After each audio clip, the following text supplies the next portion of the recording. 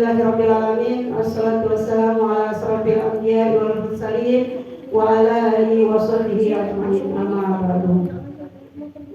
Yang pertama-tama mari kita panjatkan puji dan syukur kita atas karunia Allah Subhanahu wa taala yang mana pada hari ini kita masih diberi kesehatan untuk dapat hadir dalam acara pengimbasan materi modul 1.4 penerapan budaya positif di sekolah SD Islam Fatimah Palembang.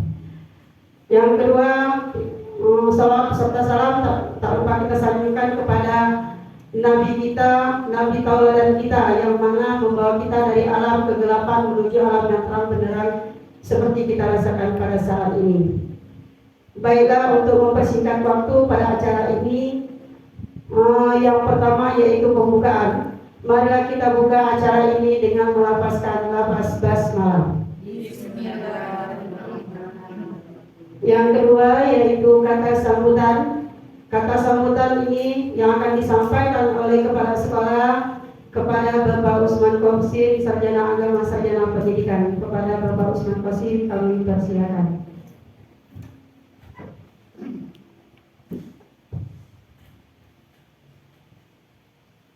Bismillahirrahmanirrahim. Assalamualaikum warahmatullahi wabarakatuh. Alhamdulillah rabbil alamin. Wassalatu wassalamu ala asyrofil anbiya'i wal mursalin sayyidina wa maulana Muhammadin wa ala alihi wa sahbihi ajma'in. Rabbi shrah li sadri wa yassir li amri wa hlul 'uqdatam min lisani yafqahu qawli. Amma ba'du. Bapak ada Bapak ya. Jadi ibu sekalian, ibu dari kita selaku peserta IGP Calon Guru Penggerak angkatan ke-9. Jadi ibu wali kelas 1, 4 dan yang mewakili dari masing-masing kelas. Pertama, mari kita bersyukur kepada Allah kalau kita masih diberikan kesempatan, nikmat, kesehatan, dan kita dapat hadir dalam rangka kita aksi nyata pengimbasan materi modul 1.4 yaitu penerapan budaya positif di sekolah. Yang ini adalah merupakan bagian dari rangkaian kegiatan dari guru penggerak, calon guru penggerak. Salah satu materinya adalah penerapan budaya positif di sekolah. Bagaimana yang kita ketahui bahwa Ibu Erli adalah salah seorang dari peserta calon guru penggerak dan melaksanakan berbagai macam aktivitas, baik secara kegiatan modul atau kegiatan belajar pembelajaran maupun ini adalah kegiatan praktek. Kemarin ada praktek mengajar dan lain sebagainya, dan ini adalah aksi nyata. Bagaimana nanti kegiatan aksi nyata, dan nanti mungkin Ibu Erwi akan menguraikan secara jelas. Dan ini adalah ada kata-kata pengimbasan. Pengimbasan itu adalah salah satunya disalurkan atau disampaikan atau diberi berbagai informasi kepada guru-guru yang lain, terutama guru yang masuk pada program guru merdeka. Ya, bagaimana bentuk aksi nyatanya nanti, ya, baik itu guru bidang tadi, guru kelas 1 dan 4, dan mungkin nanti suatu saat kelas 2 dan 5 tahun depan akan melaksanakan kegiatan ini juga. Jadi artinya kita sudah diberikan informasi awal bagaimana kita dalam melaksanakan aksi nyata. Tentunya aksi nyata ini yang berkenaan dengan budaya yang ada di sekolah kita yang seperti positif. Ya, apa saja sebenarnya nanti? Ya, budaya positif yang di sekolah kita apa nanti? Yang berupa dalam bentuk aksi nyata. Ya, nah inilah nanti mungkin perlu ada diskusi. Ya, diskusi kepada guru calon penggeraknya, apa saja yang harus kita laksanakan, konsep apa yang harus kita laksanakan, sehingga ini menjadi budaya di sekolah kita. Ya, budaya. Artinya budaya itu artinya kebiasaan. Kebiasaan nanti yang berlaku di sekolah kita. Ya, karena itu Bapak Ibu sekalian, mari kita sama-sama dalam melaksanakan kegiatan ini dengan sebaik-baiknya. Bila perlu nanti apa yang mungkin ada konsepsional ya, konsep memberikan masukan budaya apa yang memang harus dilaksanakan di sini yang kita berikan masukan kepada guru penggeraknya. Dan ini juga mungkin akan berlaku untuk ibu-ibu. Nanti ibu-ibu akan sebagai calon guru penggerak juga. Ya, akan berimbas juga nanti kepada ibu-ibu. Bahwa kalau sudah dikasih informasi awal, begini bentuk daripada aksi nyata di dalam kegiatan budaya sekolah kita. Maka oleh karena itu, ibu sekalian, waktu kita ini sebenarnya terbatas, berbatas 1,5 jam maksimal ya.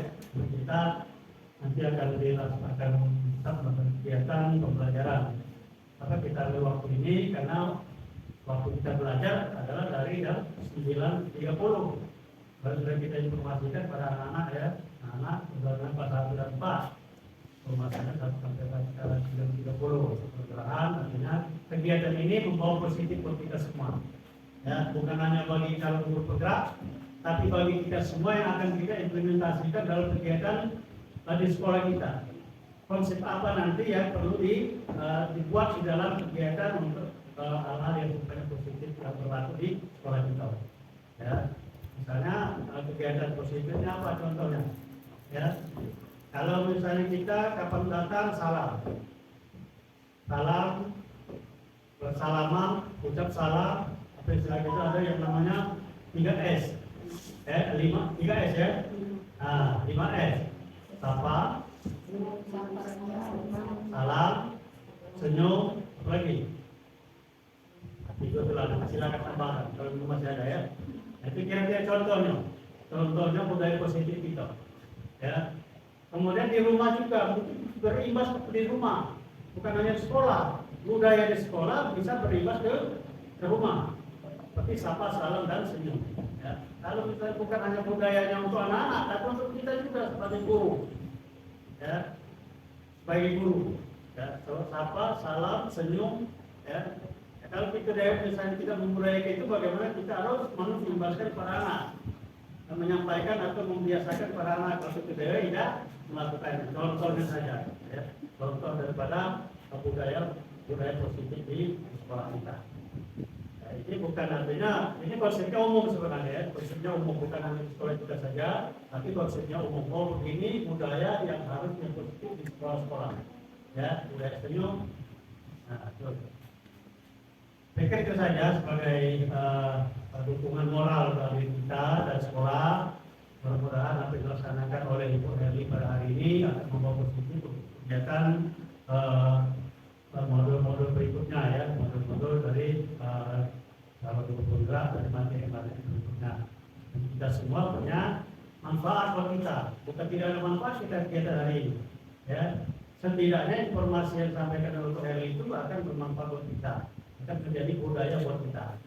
Ya, oleh karena itu, Bapak sekalian, Ibu sekalian, mari kita ikuti dengan baik kegiatan kita pada hari ini. Terima kasih atas perhatiannya para ibu sekalian yang sudah datang. Yang belum datang itu salah satu contoh budaya untuk perbaik.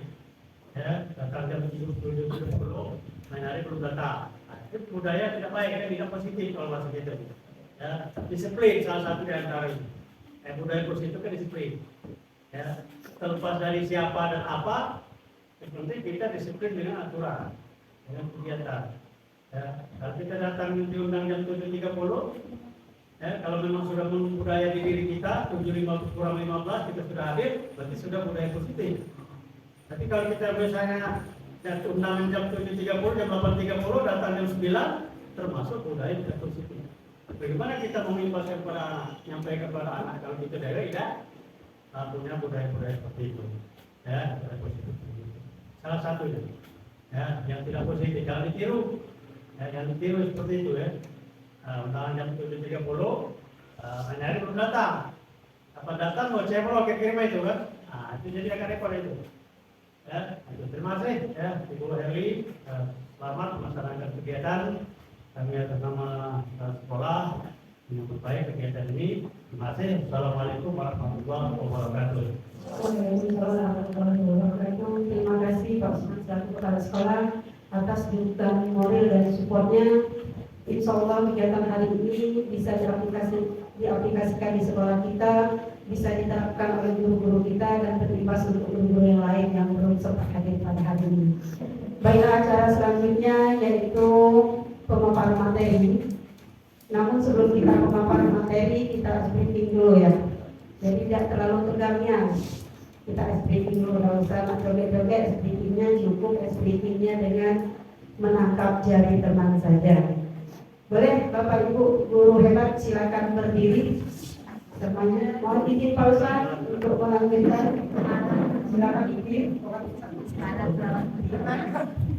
Oke ya. Ada yang di sini, ada yang menangkap. Di sini jarinya seperti ini. Boleh berdekatan. Berdekatan ya. Ada yang seperti ini nangkap. Kalau ini jari, usahakan jari kita ini lari. Kalau kita tidak lari, berarti kita sudah kalah ya. Siapa yang nangkap? Nangkap sebelah kanan. Yang nangkap sebelah kanan. Siapa yang ditangkap? Siapa yang ditangkap? Yang akan ditangkap itu nanti adalah adik. Yang ditangkap itulah adik. Ketika saya menyebutkan nama adik, maka jari ditangkap. Yang merasa jarinya tadi tolong lari. Kalau tidak lari berarti dia sudah kalah. Ya, kalau saya bilang konsentrasi, jawab konsentrasi. Siap? Ingat yang ditangkap itu adik, ya. Kita tidak ada hukuman, cuma kita melatih konsentrasi saja. Ini bisa Bapak Ibu guru terapkan di kelas maupun kelas 1, kelas 2 dan seterusnya. Bisa diterapkan semua itu.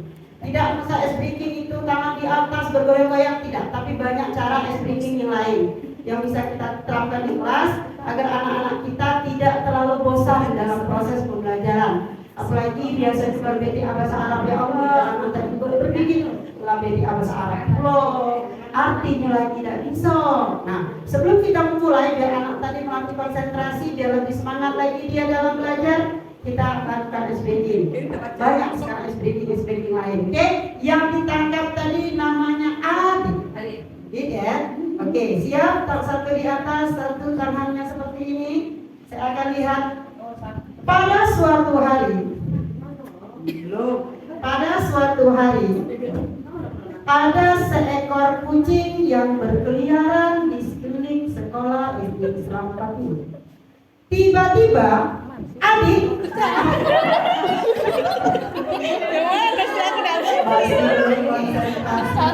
Oke, lanjut. Aku cek ini.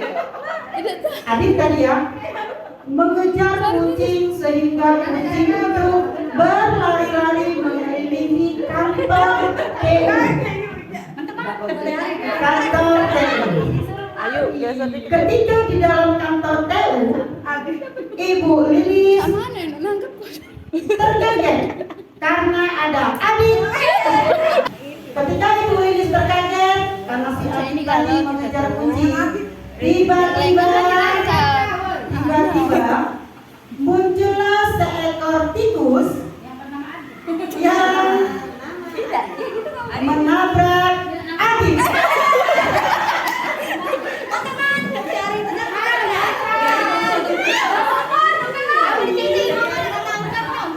Barbarnya kita. Lanjut ya. Lanjut. Oke, Dapat baju. lanjut. Oke, kita lanjut. Karena tadi sekarang kita penjumlahan juga berpasangan. Yo, pasangan masing-masingnya dua orang. Yang merasa kanan itu ganjil, yang merasa kiri itu genap. Ya, yang merasa kanan, posisi kanan mana? Posisi berhadapan.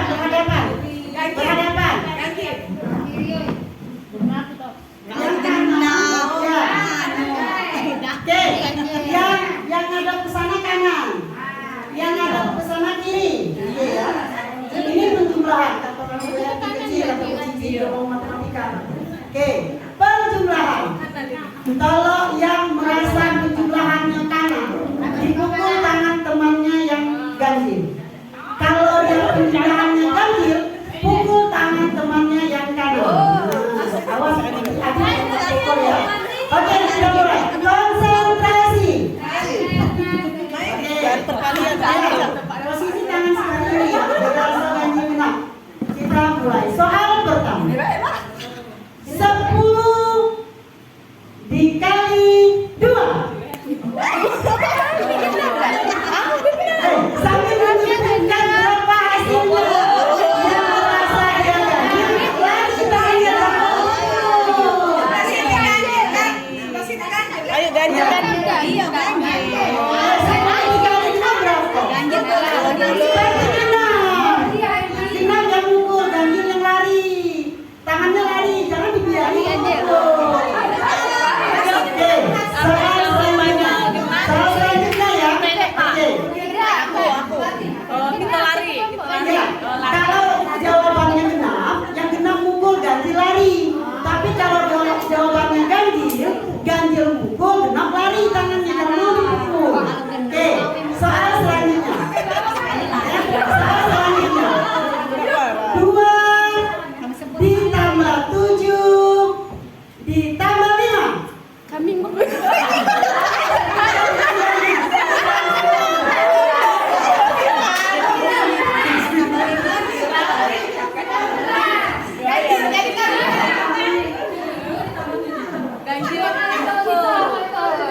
Yang kan kita kan ganjil, hasil ganjil kita mukul. 2 tambah 7 9. 9 tambah 11. Lari bener lari. Iya, kita menuntut anak untuk konsentrasi, sedangkan kita juga belum konsentrasi. Oke, tepuk tangannya mana Bapak Ibu saudara? Silakan nanti ke tempat duduk ya. Ini boleh diterangkan nanti kelasnya ya. Baru nanti kita ini lagi. Oke lanjut, tolong baru punya ya. Oke, kita akan memasuki materi yang mana hari ini saya akan menyampaikan aksi nyata saya yaitu pembahasan materi modul 1.4 penerapan budaya positif di sekolah. Saya Hadi Juwita, Sarjana Hukum Islam Sarjana Pendidikan, calon guru penggerak angkatan 9. Saya doakan semoga Bapak Ibu guru yang hebat yang berada di ruangan ini akan menyusul jejak saya menjadi guru penggerak semua untuk menggerakkan SD Islam Fatimah Palembang. Next, Bu Harun. Oke, pada kesempatan hari ini saya akan menyampaikan ada 6 materi yang akan kita bahas secara bersama-sama. 6 materi tersebut yang mana materi pertama yaitu disiplin positif dan nilai-nilai kebajikan, yang kedua hukuman dan konsekuensi, yang ketiga keyakinan kelas, yang keempat kebutuhan dasar manusia, yang kelima 5 posisi kontrol, yang keenam segitiga restitusi. Next, baru. Oke, kita masuk ke yang pertama yaitu nilai disiplin positif dan nilai-nilai kebajikan. Menurut teori kontrol Dr. William Glasser, pemahaman akan makna disiplin positif dengan menerapkannya di lingkungan sekitar baik sekolah ataupun lingkungan keluarga. Serta kaitan teori kontrol selain itu, kemampuan untuk memahami akan pentingnya memilih dan menentukan nilai-nilai kebajikan yang akan diyakini dan disepakati seluruh warga sekolah sehingga kelak tercipta sebuah budaya positif. Sebelum kita next, ada yang tahu apa itu budaya positif? Ada yang tahu Bapak Ibu budaya positif itu apa? Sebelum kita next, Bu Latifah, apa Bu? Kebiasaan yang Oke, kebiasaan yang bersifat kebaikan. Next boleh ya? Next, oke Bu Latifah, bagus sekali jawabannya. Lanjut baru. Di sini pengertian disiplin positif. Ya. Disiplin positif adalah cara menerapkan sikap disiplin yang bertujuan untuk menumbuhkan kesadaran serta memerdekakan anak mandiri melakukan sesuatu tanpa iming-iming hukuman, sogokan, ancaman maupun hadiah. Disiplin akan membentuk karakter positif anak agar kelak ia mampu menentukan sendiri mana tindakan yang harus dilakukan dan mana sebaiknya dihindari dalam kehidupan sehari-hari. Sebenarnya dan pada hakikatnya di sekolah kita ini sudah ada disiplin-disiplin positif. Namun kita kurang menyadari karakter ini sudah ditanamkan oleh Bapak Ki Hajar Dewantara. Disiplin positif contoh pagi hari kita sudah pembiasaan sholat duha berjamaah, sholat zuhur berjamaah. Pembiasaan pagi kita melakukan pembacaan doa dan bacaan-bacaan sholat itu sudah termasuk disiplin positif atau yang disebut budaya positif. Benar sekali kata Ibu Latifah tadi, budaya positif itu pembiasaan yang bisa kita terapkan dalam kehidupan sehari-hari. Namun kalau kita kaitkan dengan pembelajaran kita, itu tidak ada iming-iming hukuman. Nah, kamu disiplin ya. Kalau kamu tidak disiplin nanti kamu dihukum. Tidak ada seperti itu. Jadi disiplin positif itu memang pure datang dari diri peserta didik kita sendiri, tanpa ada iming-iming hukuman, sogokan, ancaman maupun hadiah. Apalagi kalau anak zaman sekarang, nak kalau disiplin datang nanti ibu kasih hadiah loh. Itu sebenarnya disiplin positif, bukan seperti itu. Jadi tidak ada istilahnya timbal balik. Jadi disiplin positif itu memang berada dalam diri kita sendiri. Kalau dalam konteks Ki Hajar itu ada cerita seorang bapak yang memiliki hadiah, memiliki sesuatu yang digenggam di tangannya, tangan kanan dan tangan kiri. Di dalamnya mungkin barang berharga menurut bapak itu. Bagaimana kita menyuruh bapak itu untuk membuka tangannya? Mau kita bujuk, mau kita fitnah, mau kita marah, tapi itu hak dia. Kalau dia mau membuka tangan, dia buka. Tapi kalau dia tidak mau membuka tangan, maka kita tidak bisa memaksa. Karena kemarin kami praktek, itu Pak Yudi memegang sebuah uang, jadi kami bujuk, tolonglah Pak Yudi dibuka tangannya Pak Yudi. Pak Yudi tidak mau. Apakah bisa kita membujuk Pak Yudi tadi dengan berbagai macam cara? Tidak bisa. Kembali lagi ke dalam diri peserta didik kita masing-masing. Jadi kita tidak bisa memaksa tadi. Kembali ke disiplin positif. Jadi mau tidak anak itu menciptakan disiplin positif, kembali ke dirinya masing-masing. Lebih lagi ke bertanggung jawab. Kalau dia sudah bertanggung jawab, maka disiplin itu bisa diterapkan dalam kehidupan sehari-hari. Next one. Nilai-nilai kebajikan. Apa saja nilai-nilai kebajikannya? Adapun nilai-nilai kebajikan yang diterima secara universal, terlepas dari latar belakang budaya, bahasa maupun agama. Namun ada juga nilai-nilai kebajikan seperti nilai keadilan. Sebagai seorang guru kita harus menciptakan nilai keadilan itu di dalam kelas.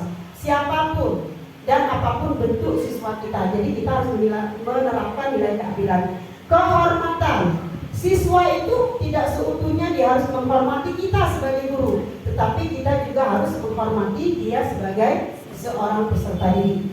Ada nilai kepedulian. Pasti Bapak Ibu guru hebat di sini semuanya memiliki nilai peduli ya pada peserta didiknya. Mengapa demikian? Anak terjatuh, kenapa nak? Pasti kita tanya, luka ya? Coba sini diobat, siapapun gurunya. Tidak mesti harus guru kelas yang mengobati. Itu adalah nilai kepedulian kita. Integritas, kerja yang baik, kontrol yang baik, kolaborasi yang baik.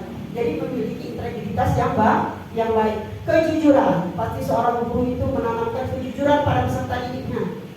Banyak sekali contoh-contoh di sekolah kita ketika anak menemukan uang, pasti melapor, Bu, tadi ketemu uang 5.000. Nah, dikembalikan sama gurunya. Itu sudah tertanam nilai kejujuran di dalam dirinya. Pelayanan, seorang guru pasti memberikan pelayanan yang terbaik untuk anaknya. Walaupun karakter anak kita berbeda-beda, namun itu harus diterapkan dalam kehidupan sehari-hari. Keamanan, jelas anak kita di sekolah pasti memiliki rasa aman ketika berhadapan dengan gurunya, berhadapan dengan temannya. Ini sudah kita terapkan, namun tanpa kita sadari, kita tidak tahu kalau ini sudah termasuk dalam nilai-nilai kebajikan universal ya. Mandiri dan berprinsip, keselamatan dan kesehatan sesuai dengan profil Pancasila. Karena kita sudah tahu ya profil pelajar Pancasila, apalagi khusus kelas 1 dan kelas 4 itu ada profil setiap hari kalau P5 itu dinyanyikan. Profil Pancasila, beriman, bertakwa kepada Tuhan Yang Maha Esa itu sudah masuk dalam visi sekolah kita. Next, baru kita masuk materi yang kedua, hukuman dan konsekuensi. Yang pertama yaitu hukuman. Apa sih hukuman? Hukuman bersifat satu arah dari pihak guru yang memberikan dan murid hanya menerima satu hukuman tanpa suatu kesepakatan atau pengarahan dari pihak guru, baik sebelum atau sesudahnya. Hukuman yang diberikan bisa berupa fisik maupun psikis. Murid atau anak disakiti oleh suatu perbuatan atau kata-kata. Ini tidak boleh lagi kita terapkan dalam sekolah. Mengapa hukuman? Biasanya hukuman ini hanya berpihak satu arah. Nanti ada konteks bagaimana posisi seorang penghukum ya. Kalau kita anak telat, kenapa telat? Bu, aku kesiangan. Sudah, kalian.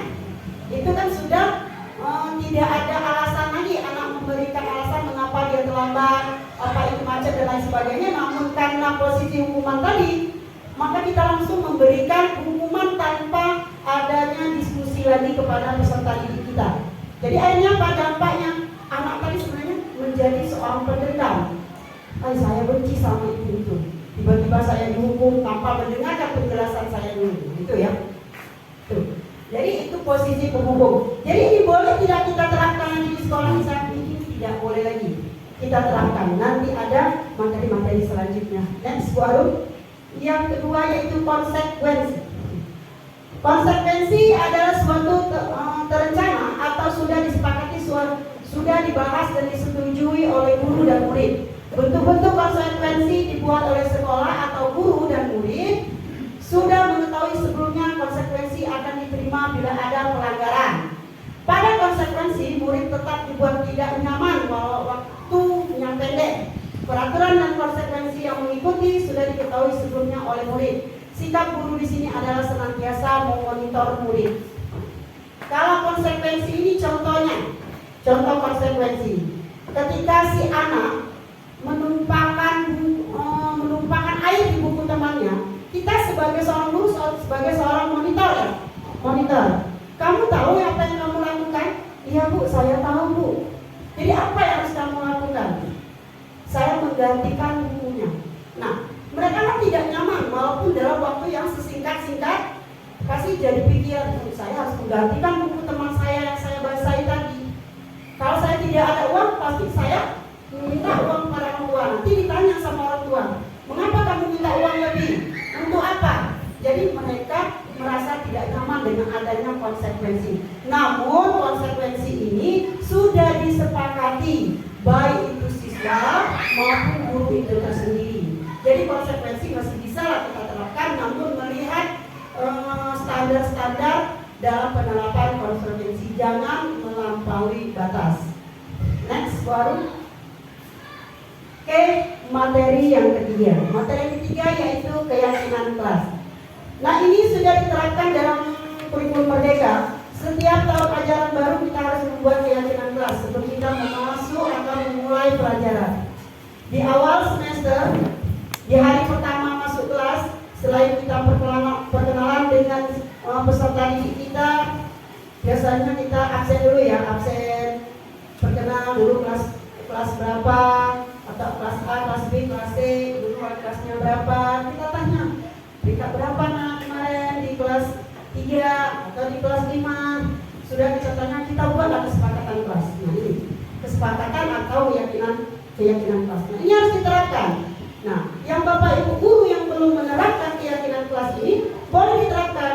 Mungkin ada digunakan bertanya, bu kami kan bukan wali kelas, kami guru bidang studi, apakah bisa menerapkan keyakinan? Bisa. Setiap guru bisa membuat kesepakatan, ya. Sebelum kita belajar, contohnya Ibu Latifah ngajar. Sebelum kita memulai pelajaran, kita ada keyakinan kelas atau kesepakatan kelas. Boleh dikasih sticky note ya, nanti anak ditulis, ditempel dengan tulis. Kita bilang mana yang baik untuk kita jalankan, mana yang tidak baik untuk kita jalankan. Itu keyakinan kelas. Ketika anak melanggar dari keyakinan kelas itu, maka dia sendiri menyadari, oh ternyata aku salah. Ternyata aku harus memperbaiki apa yang sudah disepakati, apa yang sudah direncanakan di sekolah, namun aku langgar. Nah, biasa anak secara berangsur akan menyadari kesalahannya miliki. Kita lihat, keyakinan yaitu nilai-nilai kebajikan universal yang disepakati secara tersirat dan tersurat, lepas dari latar belakang suku, negara, bahasa maupun agama, seperti yang sudah disepakati sebelumnya pada pembelajaran. Yang menjadi landasan kita dalam membuat keyakinan sekolah atau menentukan visi dan misi dari sebuah institusi, yaitu menentukan sebuah visi sekolah. Terlebih dahulu baru menentukan nilai-nilai kebajikan yang terpenting bagi sekolah. Tadi, nilai-nilai kebajikan tadi itu berlandaskan dari visi dan misi sekolah kita. Visi dan misi yang sudah dibuat oleh pihak yayasan, kita kembangkan menjadi nilai-nilai kebajikan yang bisa kita terapkan untuk sekolah kita, untuk kebaikan sekolah kita, untuk kebaikan kita pribadi, dan kebaikan peserta didik kita. Next, Bu Harun.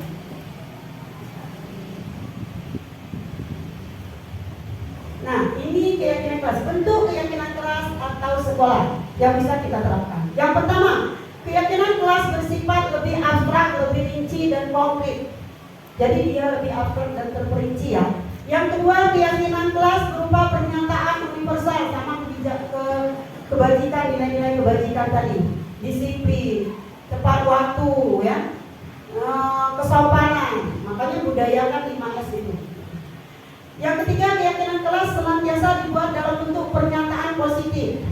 Setelah anak membuat keyakinan kelas, kita pilih dari 24 peserta atau 30 peserta didik kita ambil, oh ini masuk kategori kesopanan, ini masuk kategori kegiatan pembelajaran. Kita ambil, kita rangkum, kita buat dalam satu kertas, sepakati oleh peserta didik. Bagaimana caranya?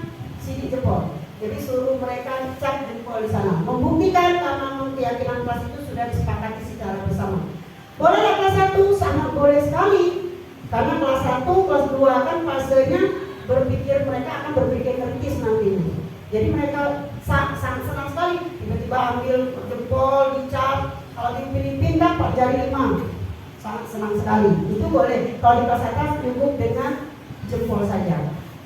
Tidak terlalu banyak hingga mudah diingat dan dipahami oleh warga kelas ya.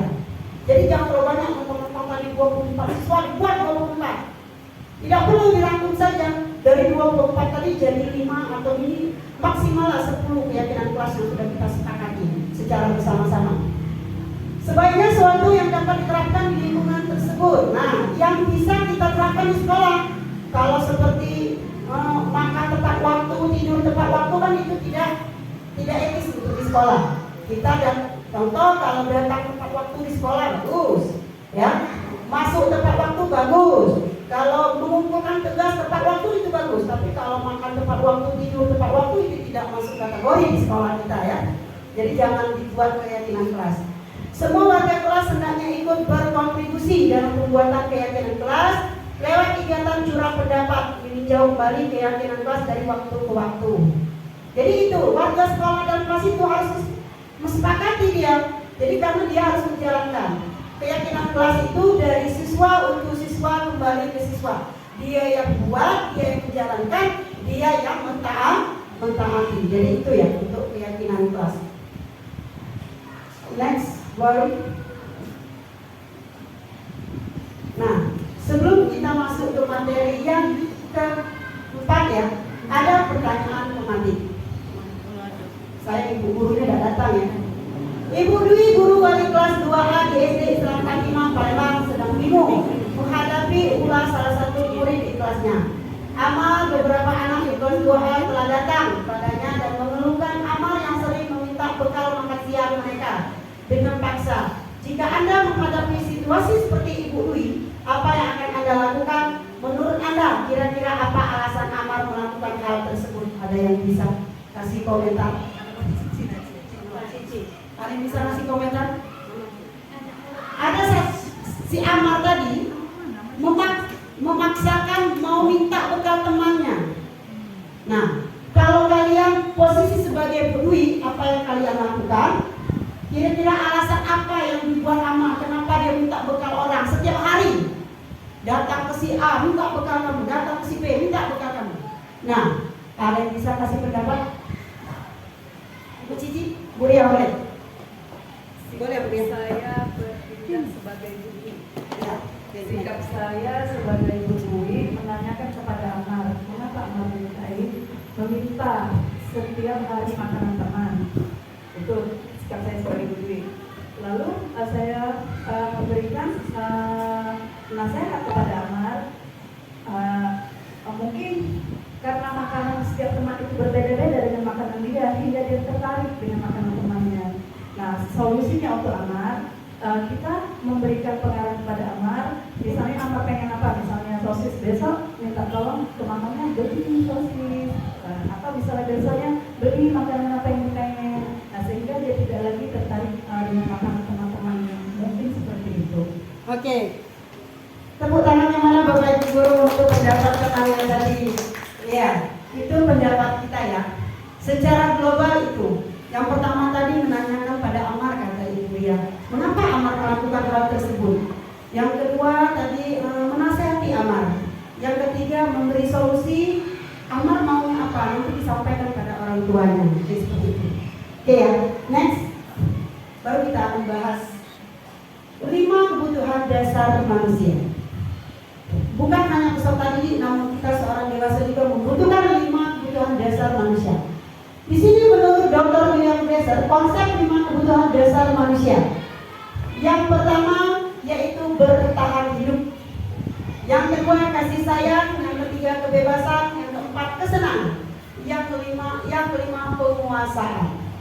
Nah, dari pertanyaan tematik tadi, termasuk kategori yang mana si Amar tadi? Boleh dikasih mic-nya nanti ya. Termasuk kategori yang mana si Amar tadi? Keempat. Kesenangan. Ada lagi? Kasih sayang. Kasih sayang. Ada lagi?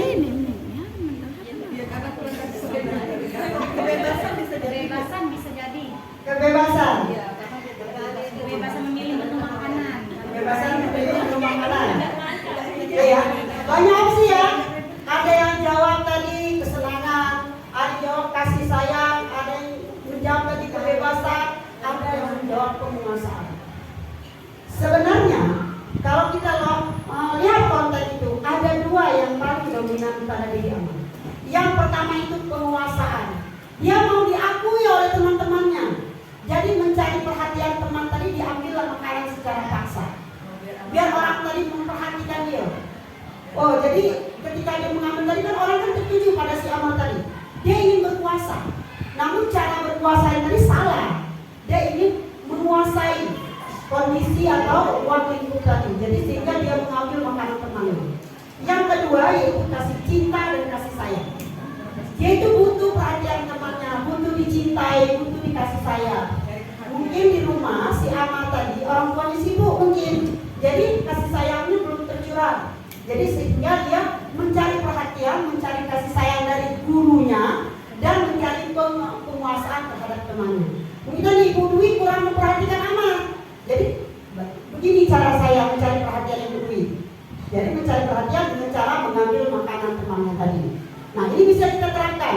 Di kelas kita bisa kita terapkan, di keluarga pun bisa kita terapkan. Karena mungkin Bapak Ibu guru memiliki anak semua ya. Mungkin yang masih gadis suatu saat akan memiliki anak juga ya. Next baru kita akan bahasnya. Bertahan hidup. Nah, kebutuhan bertahan hidup merupakan kebutuhan yang bersifat fisiologis untuk bertahan hidup, misalnya kesehatan, rumah, dan makanan. Kita ini butuh bertahan hidup, kita butuh makan, kita butuh pakaian. Kalau kita sudah bekerja ini butuh kendaraan untuk dari rumah ke sekolah, kita butuh semuanya. Kita butuh kesehatan ya, kita butuh rumah untuk tempat tinggal. Nah, ini kebutuhan untuk bertahan hidup. Contoh kasus yang terjadi di sekolah dasar ialah ketika ada anak yang selalu meminta bekal makanan teman. Nah, berarti kebutuhannya tadi belum terpenuhi sehingga dia mencari kebutuhan itu di sekolah. Jadi dia gagal. Jadi kebutuhan hidupnya tadi tidak terpenuhi secara utuh. Makanya dia mencari kebutuhan tadi, bertahan hidupnya tadi di sekolah. Yang mungkin dialami oleh Ibu Cici ya, salah satu siswanya memiliki kelebihan khusus lah, anggaplah kelebihan khusus yang dialami oleh Ibu Cici ya. Nah itu gagal, kebutuhan hidupnya di rumah itu gagal, sehingga dia melampiaskan, sehingga dia memiliki kebutuhan hidup tadi di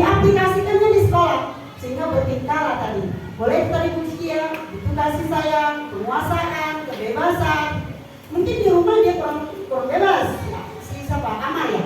Amal. Di sekolah dia nyari kebebasan, mau keluar dari belajar, keluar magang. Tahu-tahunya tiba-tiba sudah di luar. Nah itu dari 5 kebutuhan dasar. Next. Nah, cinta dan kasih sayang. Kebutuhan akan kasih sayang dan rasa diterima termasuk ke dalam kebutuhan psikologis. Pada umumnya, anak-anak yang memiliki kebutuhan dasar kasih sayang dan rasa diterima yang tinggi ingin disukai dan diterima oleh lingkungannya dengan baik. Peserta didik kita ini pasti memiliki rasa cinta dan kasih sayang. Dia kepengen dicintai sama temannya. Dia kepengen dirasakan kasih sayang oleh temannya. Cinta itu dalam artian positif ya, bukan cinta yang mengarah ke sana. Jadi dia rasa cinta terhadap temannya peduli dengan dia, sehingga rasa cinta dan kasih sayang ini ingin sekali mereka munculkan ketika berada di sekolah. Contoh kasus terjadi di sekolah dasar, misalnya ketika seorang anak yang membuat masalah untuk mendapatkan perhatian dari teman, guru maupun orang tua, maka kebutuhan dasar yang sedang dipenuhi oleh anak tersebut ialah kebutuhan akan kasih sayang atau rasa diterima. Seperti Amal tadi, dia ngambil makanan temannya. Kenapa? Dia mau disayang sama ibu gurunya, mau diperhatikan sama ibu gurunya. Karena ibu guru tadi itu kurang memperhatikan, makanya dia mencari perhatian dengan cara yang salah. Next, lanjut. Kebebasan. Anak-anak dengan kebutuhan kebebasan yang tinggi menginginkan pilihan mereka, perlu banyak bergerak, menyukai hal-hal yang baru dan menarik, dan suka mencoba-coba. Anak-anak akan merasa mampu mengekspresikan diri secara mandiri, tidak tergantung pada orang lain dan tidak mudah terpengaruh orang lain. Nah, ini anak yang memiliki keinginan kebebasan ini sangat baik sekali sebenarnya. Namun ada konten-konten yang tidak boleh dilampaui si anak. Kasusnya di sekolah dasar ialah anak yang selalu diberikan bekal makanan dengan menu yang sama setiap hari oleh ibunya. Di sekolah dia membuat masalah dengan memaksa bekal dari teman-temannya. Tadi Bu Ria menyampaikan mungkin bekal yang dikasih oleh ibunya si anak itu terus. Jadi orang tuanya tidak menyadari si anak tadi tidak memiliki kebebasan, sehingga akhirnya mengambil bekal temannya tadi. Jadi harus setiap hari itu harus berubah-ubah. Jadi dia memiliki kebebasan. Mungkin sampai orang tuanya, Bu, besok aku mau bekalnya lauk telur. Besoknya lagi aku nugget. Besok lagi aku mau makan roti saja. Jadi itu mereka yang memiliki kebebasan. Namun kalau konten kebebasan yang tidak dimiliki oleh peserta didik tadi, makanya anak tadi akan memiliki kebebasan itu di sekolah dengan cara mengambil bekal temannya. Next one. Yang keempat, kesenangan. Kebutuhan akan kesenangan adalah kebutuhan untuk mencari kesenangan, bermain dan tertawa. Kebutuhan ini muncul sejak dini, kebutuhan terus berkembang hingga dewasa. Anak-anak dengan kebutuhan dasar kesenangan yang tinggi biasanya ingin menikmati apa yang mereka lakukan. Mereka juga bisa berkonsentrasi tinggi saat mengerjakan hal yang disenangi. Itu kasusnya bang, ketika ada anak yang senang mengganggu temannya, anak tersebut merasa ekspresi temannya sangat besar dan lucu. Maka yang sedang berusaha dia penuhi adalah kebutuhan dan kesenangan. Biasanya kalau anak-anak yang memiliki sifat kesenangan, kebutuhan kesenangan tadi, dia jahil sama temannya. Dia senang ketika temannya menangis. Dia senang ketika temannya tadi susah. Dia senang ketika temannya mungkin tadi terpuruk ya. Nah itu kebutuhan kesenangannya yang belum terpenuhi, sehingga dia melakukan hal tersebut di sekolah. Hingga akhirnya apa? Membuat teman-teman yang lain tadi menjadi benci. Dia terpenuhi kebutuhan tadi kesenangan, tapi membuat teman-teman yang lain menjadi tidak senang atau menjadi benci. Next one. Terakhir yaitu penguasaan. Nah, ini penguasaan ya. Penguasaan merupakan kebutuhan pengakuan atas kemampuan berhubungan dengan kekuatan untuk mencapai suatu, menjadi kompeten, menjadi terampil, diakui atas prestasi dan keterampilan yang dimiliki, dapat membuat pencapaian dihormati, didengarkan, meninggalkan pengaruh dan memiliki rasa harga diri. Nah ini banyak sekali anak peserta didik kita ya Bapak Ibu guru hebat yang ingin memiliki kebutuhan penguasaan. Namun kita sebagai seorang guru ini kurang sadar. Kenapa kurang sadar? ada anak itu, kenapa kamu nilainya terlalu kecil? Kenapa tidak nilainya di bawah KKN? Kita tidak sadar kalau anak itu butuh penguasaan. Apa itu penguasaan? Kita beri kepercayaan pada anak tersebut untuk melakukan apa yang dia inginkan. Dan menjadi patokan kita di sini adalah mereka bebas atau merdeka sesuai dengan kurikulum merdeka. Jadi anak itu kita tidak tahu.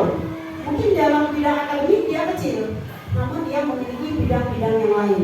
Mungkin di bidang sepak bola, ya, di bidang dia tahfiz, mengaji. Dia memiliki bidang seperti itu. Namun di bidang akademiknya saja dia kecil. Nah, kita selama ini terlalu menekan pada KKN dan KKN. Namun pada hakikatnya yang harus kita perhatikan yaitu proses. Proses anak itu menjadi yang lebih baik yang harus kita tekankan. Contoh kasus dalam penguasaan ialah apabila ada anak yang merasa hebat setelah mengganggu temannya karena temannya menjadi takut dan menuruti keinginannya, maka anak tersebut sedang berusaha memenuhi kebutuhan dasar akan kekuasaan. Jadi kalau istilahnya kalau di SD jarang ya, kalau di SMP itu ada bentuk geng-geng. Oh ini ada gengnya, kami ada kuasa, jadi orang lain takut, yang cupu-cupu tadi takut. Jadi dipalak oleh uangnya ini kasus, namun di sekolah dasar itu jarang sekali terjadi karena ada pemantauan dari wali kelas. Next one. Oke, kita masuk ke 5 posisi kontrol yang harus dimiliki oleh seorang guru. Yang pertama itu posisi penghukum, kedua posisi pembuat rasa bersalah, ketiga posisi teman, keempat posisi pemantau, kelima posisi manajer. Oke, jangan dijalani dulu baru. Sebelum kita memasuki pembahasan ini, saya akan berikan sedikit note kepada Bapak Ibu guru. Nanti boleh ditempelkan di depannya. Masuk kategori yang mana Bapak Ibu guru sebelum kita mempelajari 5 posisi kontrol ini, ya. Jadi aku ini masuk ke teman ya bagi murid saya. Saya masuk ke pemantau, saya masuk membuat rasa bersalah.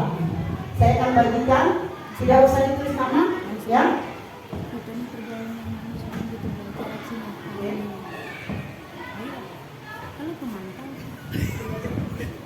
Boleh, lebih dari satu boleh ya.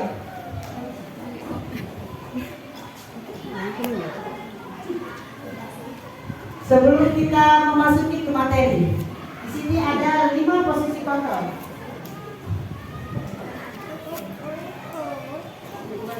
Ayo, sudah yuk.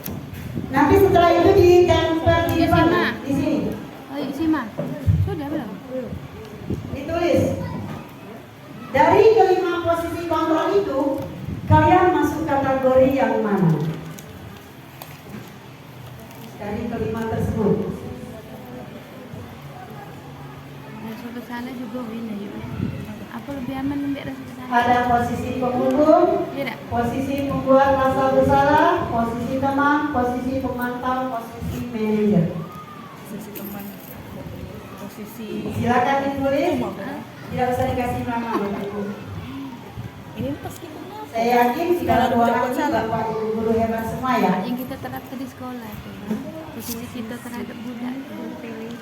Yang sudah boleh ditempel di sana ya. Nanti saya akan bacakan. Teman. Bila kalau kita Barangkali masalah ini pakai alasan tidak kan? Para kerja.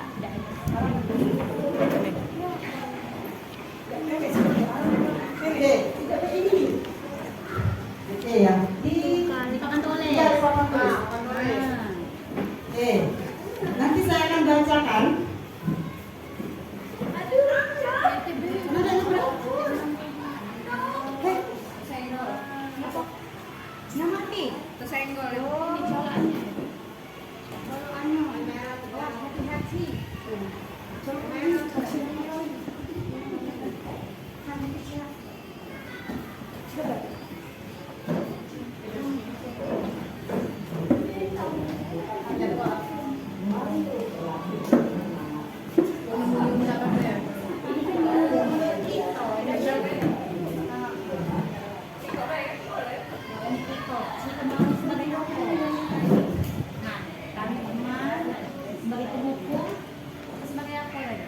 Oke, sudah semua ya?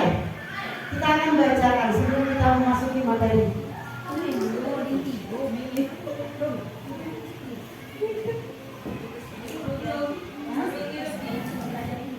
Oke, saya akan bacakan. Tidak perlu ada nama ya di sini. Kalau ada nama, menurut saya salah selama ini. Jadi maka saya tidak menyuruh Bapak Ibu guru untuk menuliskan namanya. Yang pertama posisi penghubung, luar biasa ya. Lanjut posisi penghubung dan posisi pemantau. Oke, lanjut posisi teman, posisi pemantau. Iya, luar biasa sekali. Ada lagi posisi teman, posisi pemantau, posisi teman, posisi pemantau. Teman, pemantau, manajer, luar biasa sekali. Ada manajer di bawahnya ya. Yang ketiga posisi teman. Ini ada posisi teman, posisi teman, posisi penghubung ya. Sekian banyak ini cuma ada satu yang ada tulisan posisi manajernya. Banyak pemantau, teman, penghubung banyak juga ya, posisi teman. Nah, apakah selama ini posisi yang sudah kita miliki ini benar atau salah ya?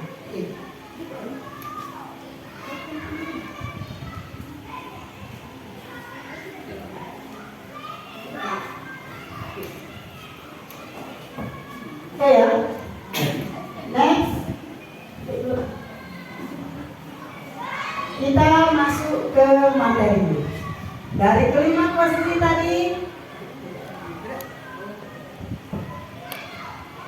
next, ya, next.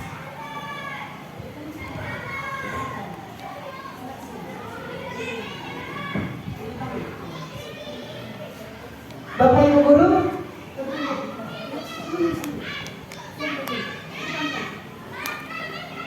untuk mengetahui posisi mana yang lebih layak, di sini ada cuplikan video. Ada 5 posisi, boleh Bapak Ibu perhatikan dan amati.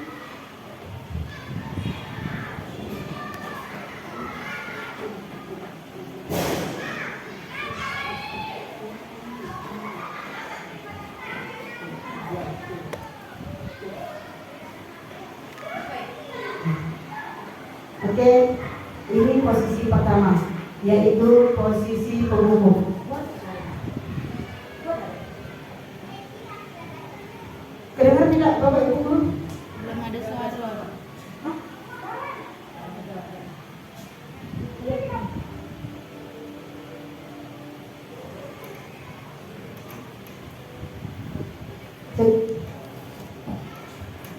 Boleh diamati apa selama ini kita sudah melakukan hal ini?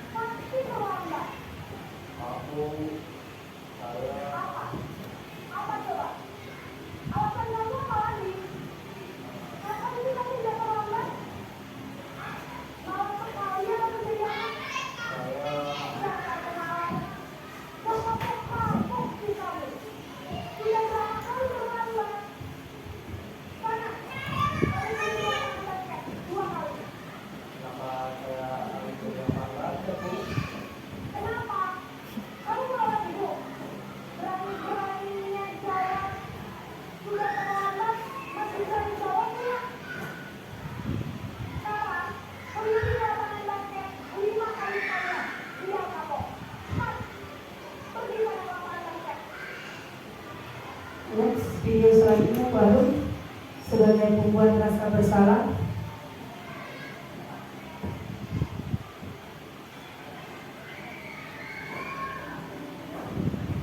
Yang pertama tadi posisi penghubung ya.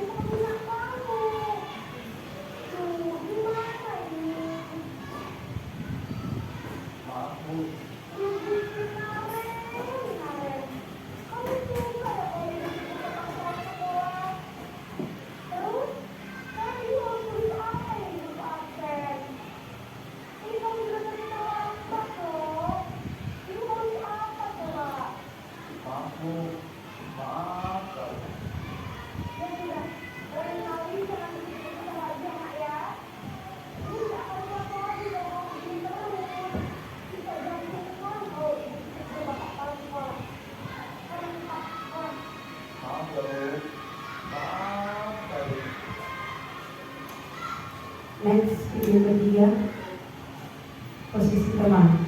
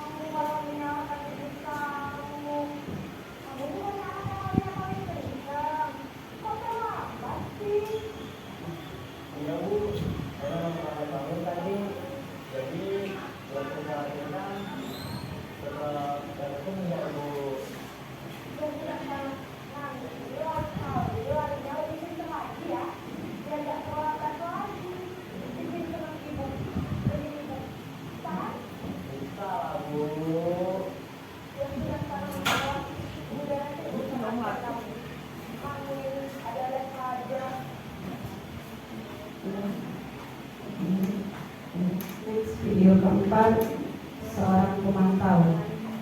Itu manajer benar. Kurang pas sebelum sebagai teman dan buat apa tuh ini merasa dulu. Sebenarnya aku lebih ketemu di musik setelah dilihat. Ini kondisi kayaknya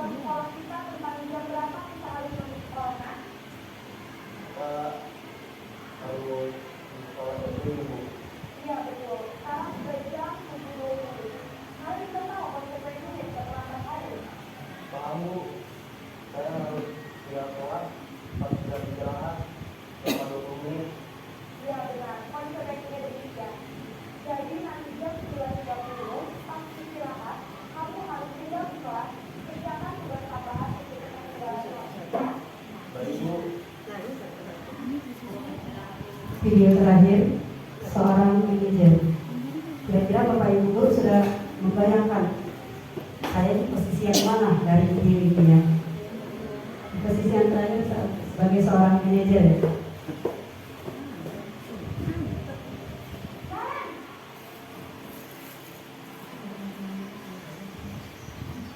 selamat pagi Bu. Selamat pagi Naren. Maaf Bu, saya terlambat. Iya, sekolah masuknya jam 7, sekarang sudah jam 7.20. Jadi sekarang bagaimana ini Naren? Maaf Bu, saya lupa ada alarm saya semalam. Baiklah, menurut kamu, keyakinan sekolah yang mana yang paling ditingkatkan? Menghargai diri sendiri dan orang lain ya Bu. Jadi, apakah kalian yakin berhenti saling menghormati tersebut? Ya Bu, saya meyakini. Apakah kalian bersedia memberi masalah kekeluargaan ini? Bersedia Bu. Bagaimana kamu akan memberi masalah kekeluargaan ini? Saya akan coba untuk tidak lupa menyetel alarm saya Bu. Baik, kalau memang tidak punya alasan di rumah, ada orang yang sudah bisa bantu mengingatkan tidak? Ada Bu, kakak saya, Kak Emma. Ada lagi keluarga saya? Kalau tidak Emma, ada guru saya. Baik, jadi yang menunjukkan Anda adalah Kak Emma dan ibu Anda. Kira-kira akan boleh tak awal kapan ya? Setelah pulang sekolah, akan segera saya lakukan. Baik, jadi Karen akan secara alarm untuk bangun besok pagi dan akan diingatkan oleh kakak dan ibu dan Karen ya. Ada lagi yang ingin program ini Karen? Ada tidak keperluan baru lagi? Tidak ada Bu. Baik Karen, terima kasih sudah bersama kamu. Sekarang kamu perlu kembali ke kelas ini. Baik Bu, terima kasih. Oke, dari kelima video tadi bisa kita pahami posisi yang paling ideal sebagai seorang guru itu yang mana? Manajer, benar sekali Bu Latifah. Posisi yang paling ideal sebagai seorang guru itu adalah manajer. Jadi kita tidak menekan peserta didik kita. Next one.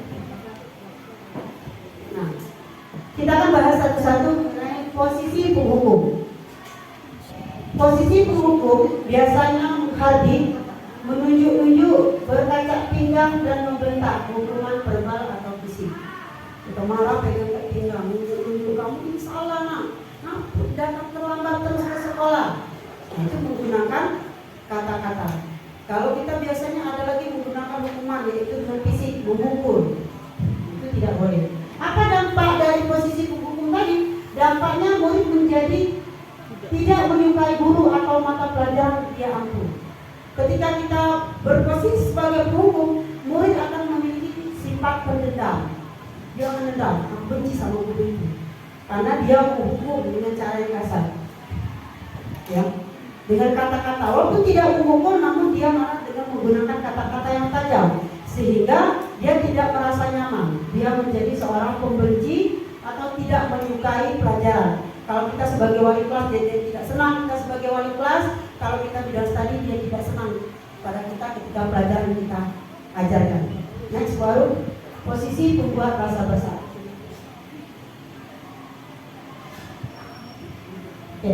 Posisi pembuat rasa bersalah. Suara cenderung lembut, tenang, namun kata-katanya menyalahkan murid. Guru akan menanyakan hal-hal yang merasa kesalahan dan pada murid dengan membuat guru menderita. Seakan-akan kita sebagai guru ini menderita. Kamu tidak kasihan sama ibu, nak?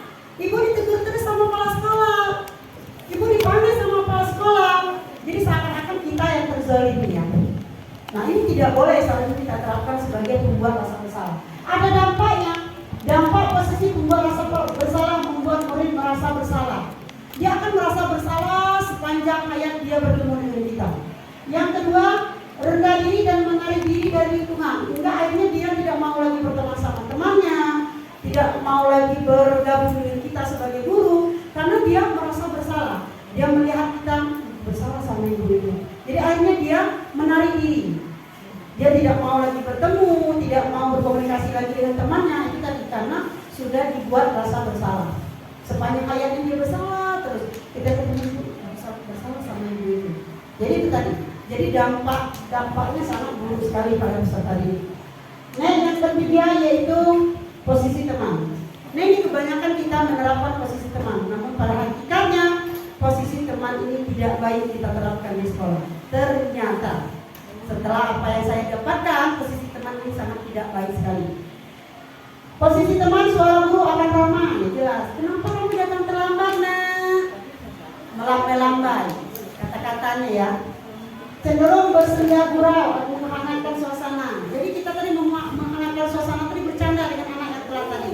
Namun dampaknya sangat tidak baik. Dampaknya apa? Murid akan tergantung kepada orang atau faktor ketergantungan. Jadi ketika dia tergantung pada kita dengan pelajaran yang lain, dia tidak akan bisa mengikuti. Jadi dia akan bisa berhasil kalau sama kita saja, karena posisi teman. Jadi aku tidak mau belajar kalau tidak sama Bu Kokom saja. Saya tidak mau belajar kalau tidak sama Bu Harum saja. Jadi ketika pelajaran yang lain dia tidak bisa mengikuti. Karena itu tadi, karena kita sudah memposisikan diri kita sebagai teman. Jadi dampaknya itu tidak baik untuk peserta didik kita. Murid tidak mandiri dan tidak bisa berpikir untuk diri sendiri. Jadi dia tidak bisa mandiri. Jadi apa-apa karena dia senang sama Bu Harum, dikit-dikitnya Bu Harum, ini bagaimana ini Bu Harum? Bu Harum saya ada tugas, Bu Harum saya susah, Bu Harum ini. Jadi bertanya sama Bu Harum aja. Dia senang sama Bu Latifah, Bu Latifah ini bagaimana Bu Latifah? Ini apa? Yang lain tadi tidak bisa diikuti. Contoh kasus ya anaknya Cici ya. Dia tahu sama Cici saja. Ini dikit-dikit Bu Cici. Jadi yang pelajaran-pelajaran lain tadi tidak bisa diikuti dengan baik karena posisi teman tadi. Nah, posisi pemantau atau monitor. Ini ada ideal nomor 2. Kalau kita tidak bisa memposisikan diri kita sebagai manajer, minimal kita sebagai pemantau atau monitor. Posisi pemantau, seorang pemantau akan bersuara datar, tidak emosional, tidak bersenda gurau ataupun menggunakan suara tinggi. Tercipta identitas diri positif atau berhasil. Pemantau perlu senantiasa memantau pada saat murid diberikan sanksi, maka guru pun harus melakukan atau selalu mengawasi. Dapat posisi pemantau, murid akan menghitung konsekuensi dan hadiah tanpa memahami sepenuhnya nilai-nilai kebajikan yang dituju. tidak sepenuhnya mandiri. Kalau di posisi pemantau ini tidak seutuhnya peserta itu mandiri. Jadi mau dipantau terus sama gurunya, ya. Mau dipantau apa-apa mau didampingi gurunya. Namun idealnya kalau kita tidak bisa memiliki posisi sebagai manajer, minimal kita memiliki posisi sebagai pemantau atau monitor, ya. Next, terakhir. Nah, ini paling ideal bagi Bapak Ibu guru. Nah, ini yang harus kita ciptakan, ya. Harus kita ciptakan, yaitu posisi manajer. Seorang manajer netral, tidak emosional, tidak terlalu ramah, tidak terlalu bernada tinggi. Tercipta identitas posisi berhasil, guru akan terus mengajukan pertanyaan-pertanyaan bermakna agar membuka pikiran murid. Guru membimbing murid untuk memecahkan masalah secara mandiri. Nah itu. Jadi posisi manajer ini paling ideal yang harus dimiliki oleh Bapak Ibu guru, khususnya kita sebagai guru di sekolah kita, ya. Dampak posisi manajer, murid mandiri. Kita mengajarkan murid itu untuk mandiri. Yang kedua, percaya diri dan dapat menyelesaikan masalah. Jadi ketika dia menemukan permasalahan, dia lebih mandiri untuk menyelesaikan masalah tadi. Jadi tidak ketergantungan. Kalau manajer masih mau dipantau, ya. Kalau posisi pemantau masih mau dipantau, masih mau diarahkan. Tapi kalau manajer tidak lagi. Ketika dia melakukan kesalahan, sama seperti cuplikan video yang kelima tadi, dia sendiri memberikan solusi, menghidupkan alarm katanya kan, meminta bantuan kakak sama ibunya untuk membangunkan ketika pagi hari mau berangkat sekolah. Jadi dia sendiri yang menyelesaikan masalah. Jadi dia tidak berpaku tangan lagi, tidak berpaku pada orang lain. Jadi diusahakan dari sekarang untuk selanjutnya. Kita sudah mengetahui, ya, 5 posisi kontrol kita sebagai seorang guru. Usahakan kita menempatkan diri kita sebagai seorang manajer, lebih idealnya seorang manajer. Nah, kita masuk ke materi yang ke-6. Materi yang ke-6 yaitu segitiga restitusi. Menurut Gosen 2004, segitiga restitusi adalah proses penciptaan kondisi bagi murid untuk memperbaiki kesalahan mereka sehingga mereka bisa kembali pada kelompok mereka dengan karakter yang lebih kuat. Segitiga restitusi ini adalah cara kita menyelesaikan masalah sehingga anak itu bisa mendapatkan keberhasilan. Ketika kita menerapkan segitiga restitusi, maka kita sudah menduduki posisi kita sebagai seorang manajer. Segitiga restitusi ada 3. Yang pertama yaitu menstabilkan identitas. Yang kedua yaitu validasi tindakan yang salah. Yang ketiga menanyakan keyakinan. Jadi ada 3 segitiga restitusi. Next one. Apa sih yang termasuk dalam menstabilkan identitas? Cara kita menstabilkan identitas yaitu bertujuan mengubah identitas anak dari gagal karena melakukan kesalahan menjadi orang yang sukses. Jadi menstabilkan identitas ini tadi kita merubah kegagalan si anak menjadi lebih sukses. Ketika anak melakukan kesalahan, kita tidak boleh serta-merta marah. Kita panggil dulu si anak tadi. Kita tanya, apa yang sudah kamu lakukan, nak? Oh iya bu, kemarin saya sudah ambil satu permasalahan, yaitu ada 2 permasalahan. Namun nanti ada satu cuplikan video saja yang saya tayangkan, ya. Di sana saya menyelesaikan segitiga restitusi. Yang kasus pertama itu si Najla datang terlambat ke sekolah. Kasus yang kedua itu si Najla si Aisyah merobek buku Najla. Namun videonya hanya 1 nanti. Di sana saya menyelesaikan permasalahan dengan segitiga restitusi. Saya panggil Najla. Dia datang menghadap saya. Saya tanya, Najla, ibu dapat laporan dari Pak Satpam, katanya Najla datang terlambat. Iya bunda, saya datang terlambat bunda. Sudah berapa kali Najla datang terlambat? Sudah 4 kali. Nah, itu sudah masuk di konteks menstabilkan identitas. Jadi jangan setelah kenapa kamu terlambat terus, itu kan tidak baik. Jadi tanya. Lalu saya jawab, oh seperti itu ya Najla, wajar. Melakukan kesalahan itu hal yang manusiawi. Ibu saja sering melakukan kesalahan. Itu kita sudah menempatkan diri kita menstabilkan identitas. Ada lagi yang keduanya yaitu tadi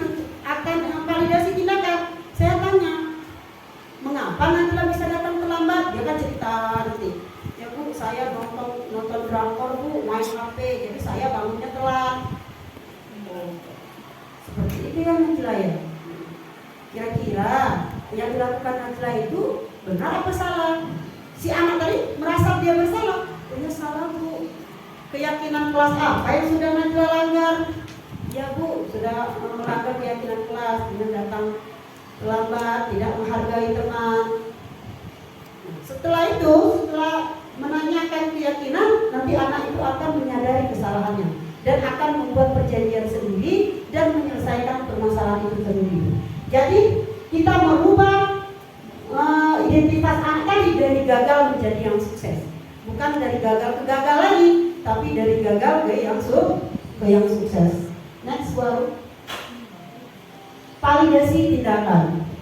Restitusi tidak menyarankan guru berbicara kepada murid bahwa melanggar peraturan adalah kesalahan.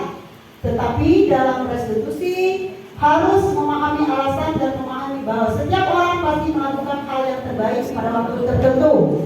Ya, untuk itu perlu dilakukan validasi terhadap kebutuhan murid.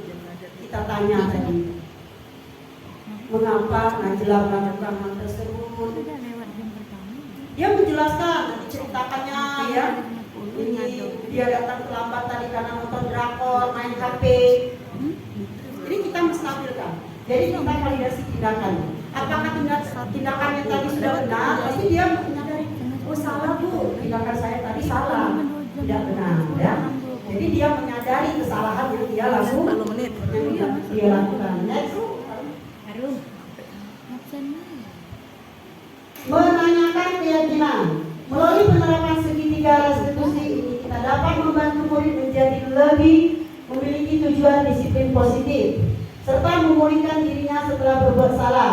Selain itu kita juga dapat membantu murid untuk menyelesaikan permasalahannya dengan motivasi internal yang ada pada murid tersebut. Jadi dia menyadari kesalahannya.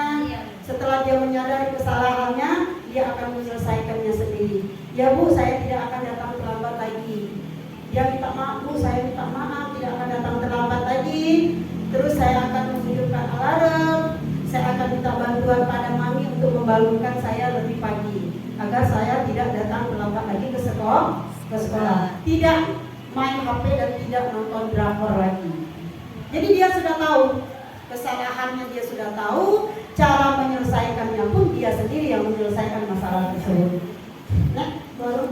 Nah, ini contoh penerapan segitiga restitusi yang sudah saya jalankan. Ini video baru boleh dijalankan. Agak kecil kamu soalnya. Boleh dilihat, boleh juga dipraktekkan oleh Bapak Ibu guru ya.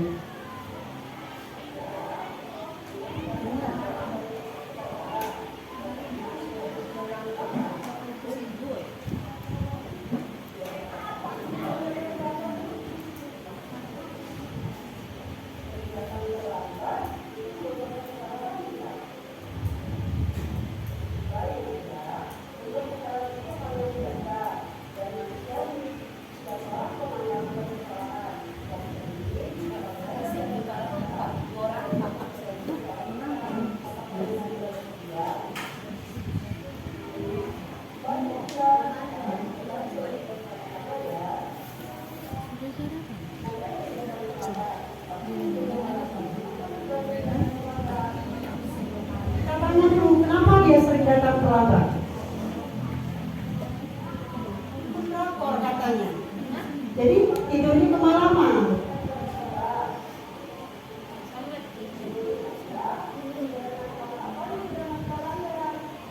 Menanyakan keyakinan kelas apa yang sudah dilanggar oleh Najla.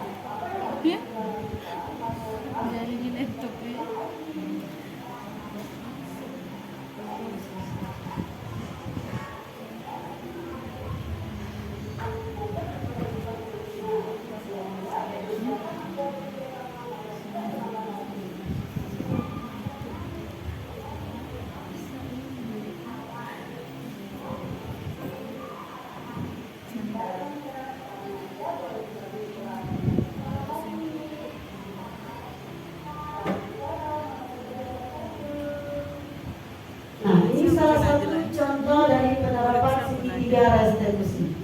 Sekarang saya akan membagikan sticky note lagi. Apakah Bapak Ibu Guru sudah melaksanakan segitiga restitusi di kelasnya masing-masingnya? Mata aku jangan telat. Bisa nggak? Ya, oke. Bisa nggak?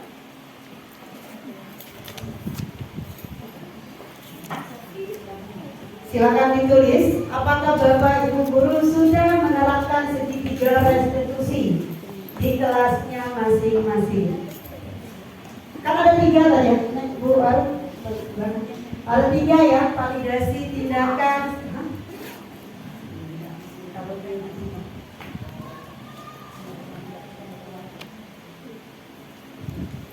Sudah ada belum ya?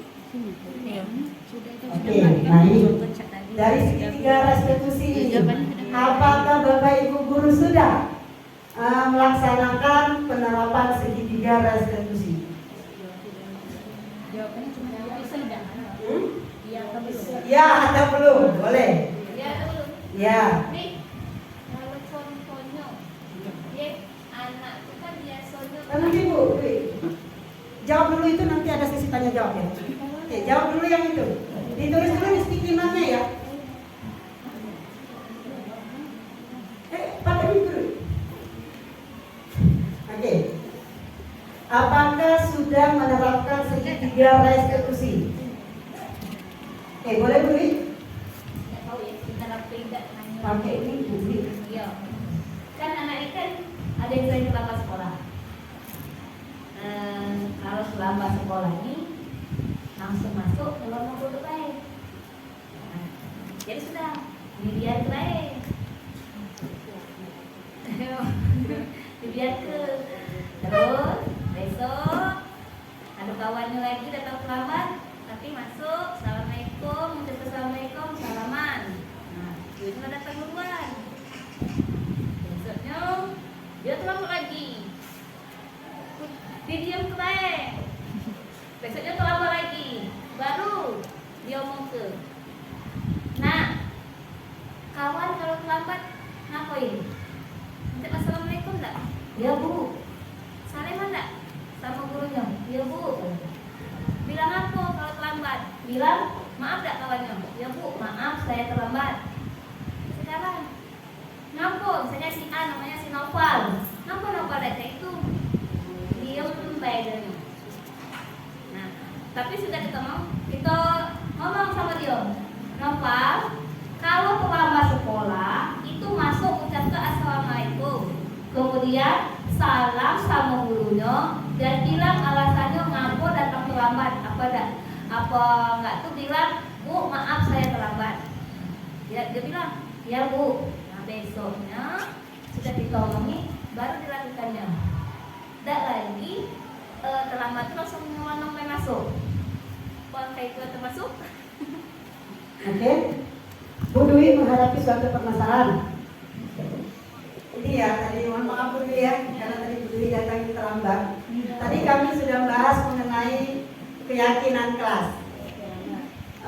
Tindakan yang dilakukan oleh Bu Dwi belum termasuk kategori segitiga restitusi. Karena kenapa? Kata-kata awalnya tadi tidak menstabilkan identitas. Kata dulu, nah yang datang terlambat apa yang harus dilakukan? Salaman tidak? Salaman Bu. Iya Bu. Nah itu kan bukan menstabilkan identitas ya. Tapi kegiatan yang dilakukan oleh guru itu sudah validasi tindakan. Kalau segitiga restitusi itu harus ada stabilkan identitas dulu. Stabilkan identitas itu kita menanyakan benar atau tidak dia melakukan kesalahan. Sudah melakukan kesalahan kita stabilkan. Jangan sampai dia kan posisi kalau dia melakukan kesalahan kan emosinya meluap-luap biasanya. Marah-marah. Jadi kita stabilkan, oh wajar kamu melakukan hal tersebut. Melakukan kesalahan itu hal yang manusiawi. Ibu juga sering melakukan kesalahan. Nah, itu kan menstabilkan identitas. Tapi kalau yang dilakukan Ibu tadi langsung ke validasi tindakan. Jadi segitiga restitusi itu stabilkan dulu identitas si anak tadi. Jadi jangan sampai dia berpikir guru ini salah berpihak. Dia tidak dihukum Bu, dia tidak dimarah, dia juga datang terlambat. Tapi Waktu aku datang terlambat langsung dimarah, langsung dihukum. Nah itu. Jadi kalau kita stabilkan dulu identitasnya, kita buat dia tenang dulu, sehingga dia berpikir, baru kita ini validasi tindakan. Lupa kamu melakukan hal tersebut.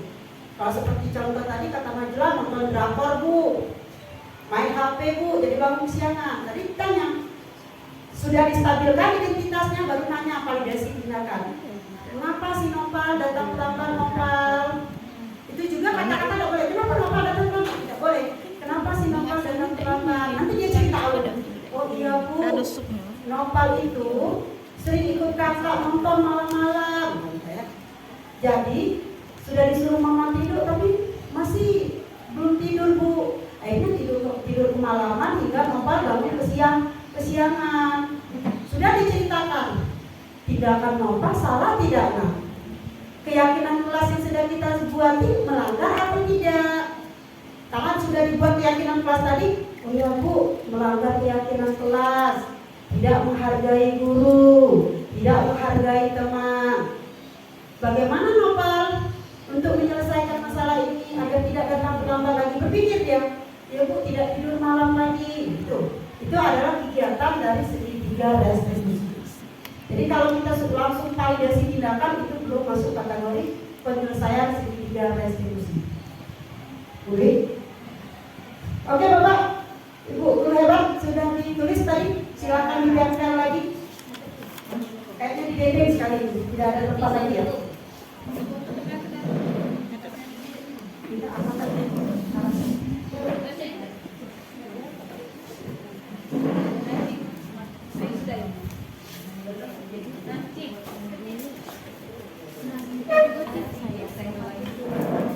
Hati-hati nanti kesenggol lagi ya. Jadi saya baca dari sini saja.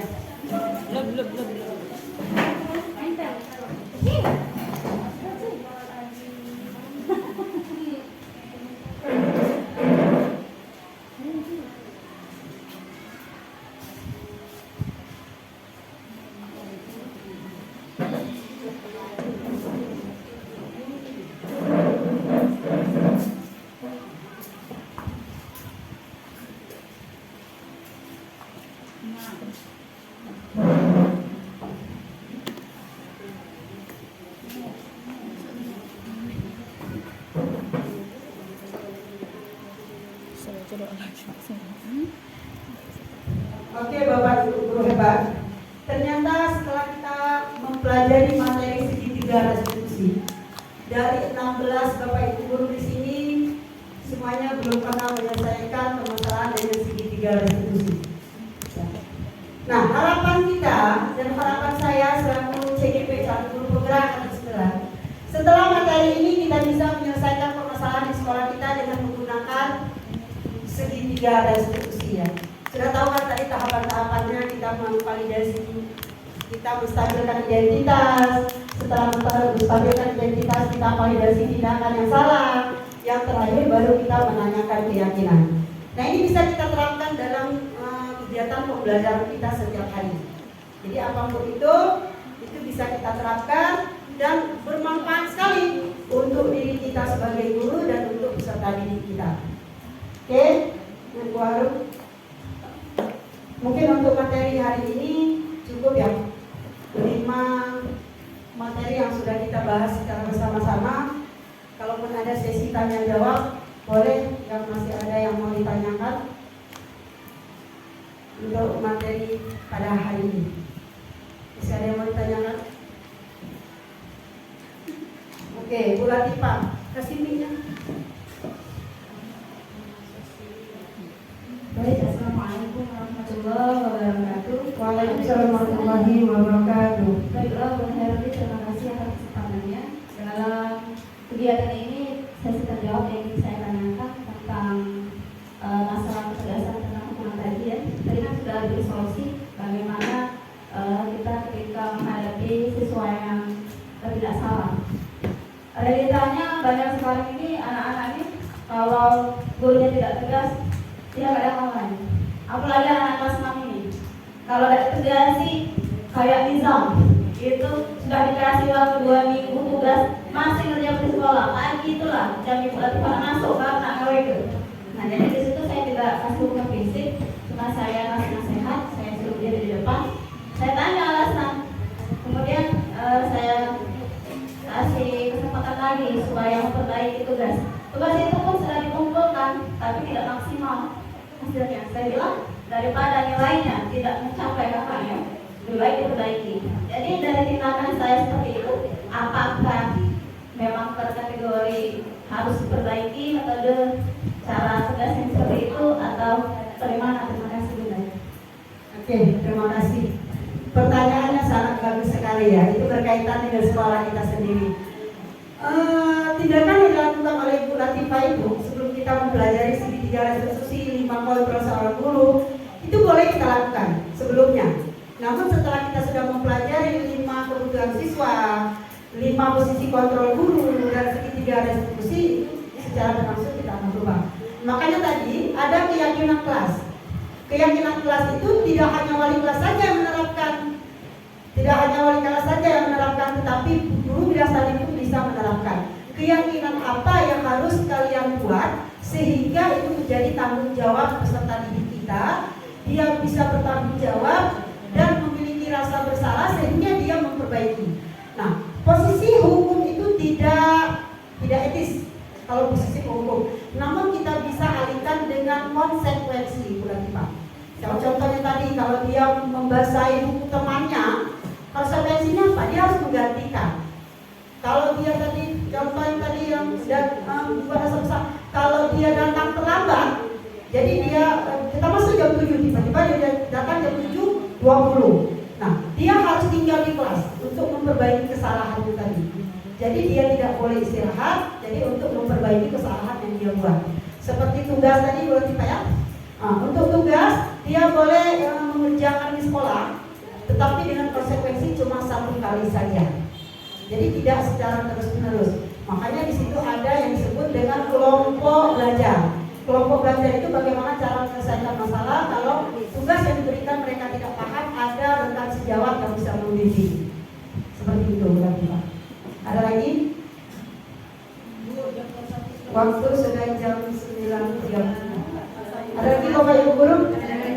Oke, tidak ada lagi ya. Next.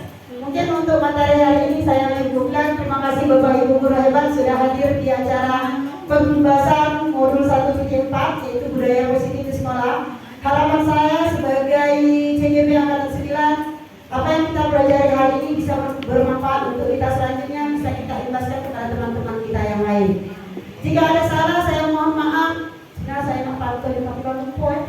Pada intinya semoga kegiatan ini bisa bermanfaat untuk kita semua. Sukses selalu untuk guru-guru SD Islam Fatimah. Guru bergerak, tergerak dan menggerakkan. Terima kasih. Wassalamualaikum warahmatullahi wabarakatuh. Waalaikumsalam warahmatullahi wabarakatuh.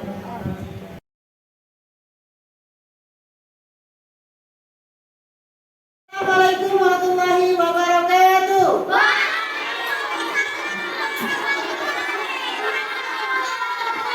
Apa kabar anak-anak?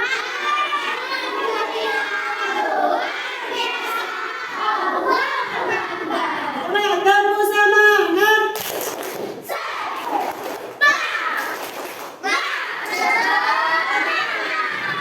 Oke anak-anak, pada hari ini sebelum kita memulai pelajaran, kali ini kita akan membuat sebuah kesepakatan kelas. Karena sebelum memulai tahun pelajaran baru, kita harus membuat kesepakatan dulu. Yang mana kesepakatan itu kita buat secara bersama-sama, cari solusinya secara bersama-sama, dan kita jalankan secara bersama-sama. Kalian yang membuat kesepakatan, kalian juga yang mentaati peraturan atau kesepakatan yang sudah kalian buat. Paham ya? Kalau paham, ada yang mengerti apa yang maksud dengan kesepakatan? Ada yang tahu tidak apa yang maksud dengan kesepakatan? Ya, ada yang jawab janji. Apalagi ada yang tahu? Peraturan yang harus dilaksanakan. Ada lagi? Kewajiban. Jadi peraturan kelas itu adalah sebuah nilai-nilai yang bisa kita terapkan dalam kehidupan sehari-hari ya. Nanti ada peraturan, nanti gunakan seleksi yang mana termasuk dalam peraturan yang boleh kita laksanakan, mana peraturan yang tidak boleh kita laksanakan. Oke, gunakan bagikan notnya ya, tolong diisi nanti bergantian satu-satu menempel ke depan. Setelah menempel ke depan nanti kita akan pilih kesepakatan kelas apa yang sudah kita sepakati secara bersama-sama. Oke, benar. Ini ya. Yang terbalik nak, tidak bisa ditempel ya. Oke. Ya, sticky note. Boleh.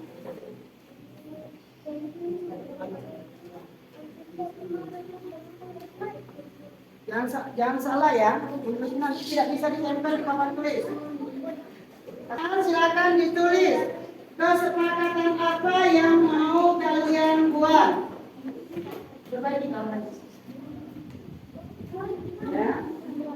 Kesepakatan apa yang kalian buat? Bunda kasih waktu 1 menit untuk menulis kesepakatannya. Silakan dipikirkan secara baik-baik kesepakatan apa. Tidak usah dibuat nama. Kalau sudah secara bergantian ya, barisan ini dulu silakan tempel kesepakatannya di sini. Nanti Bunda akan memilah bagian-bagian mana. Bagian. Rapi, bagus ya.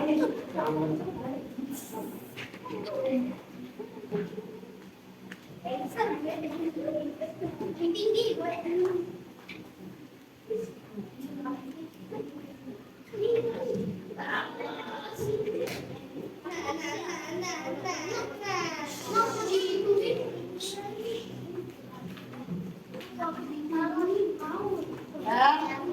sudah lanjut yang bagian tengah dulu. Silakan tempel dulu. Kesepakatan kelas apa?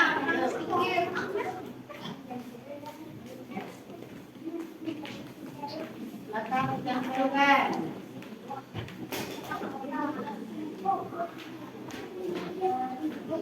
yang lengket itu tuh yang di atas. Udah, silakan barisan ini tempelkan. Bergantian ya.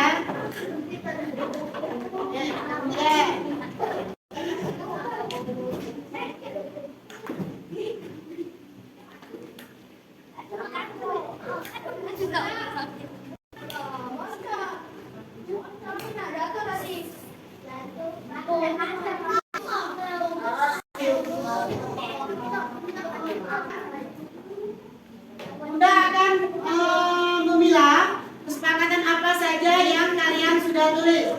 Bunda baca satu-satu. Tidak boleh ribut. Sepakat tidak? Sepakat, oke. Tidak boleh tidur. Sepakat. Tidak boleh membawa mainan. Sepakat. Datang sekolah tepat waktu. Oke. Kita akan pilah dulu ya kesepakatan-sepakatannya ya. Kita pilah dulu kesepakatannya. Nanti baru kita akan tuliskan kesepakatannya apa saja.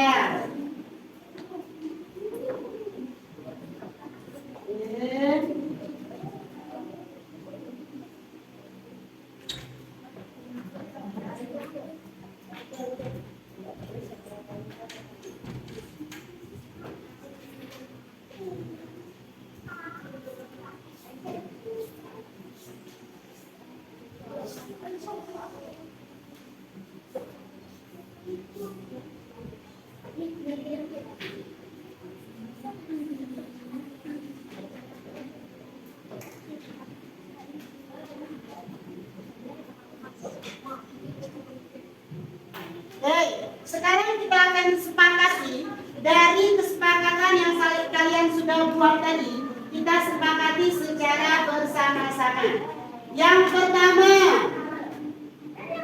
datang tepat waktu. Oke. Datang tepat waktu. Setuju tidak? Setuju.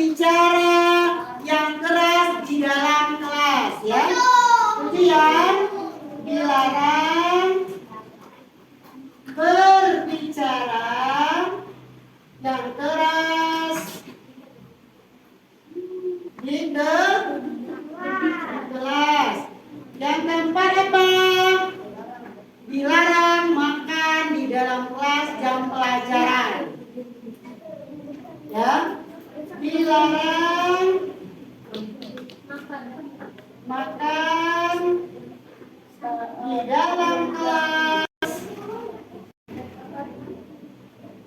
selama jam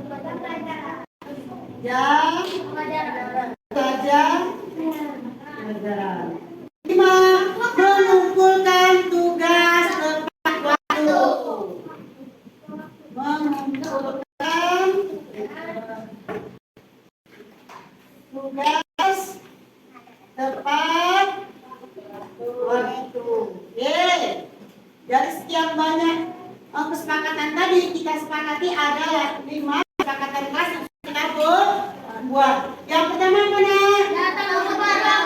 Setuju tidak? Yang kedua apa? Setuju tidak? Yang ketiga? Dilarang berbicara yang keras di kelas. Intinya dilarang. Yang keempat, dilarang makan di dalam kelas selama pelajaran. Tugas tepat waktu. Ada tambahan 1 dari Bunda. Yang keenam, selalu budayakan 5S. Apa 5S?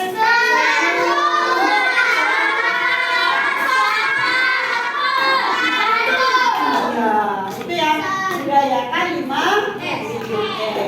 Mungkin ini ya kesepakatan yang sudah kita buat hari ini. Ini sudah kita sepakati bersama-sama ya. Nanti Bunda akan ketik dan kita akan cap secara bersama-sama. Mungkin itu saja kesepakatan kelas hari ini yang sudah kita buat.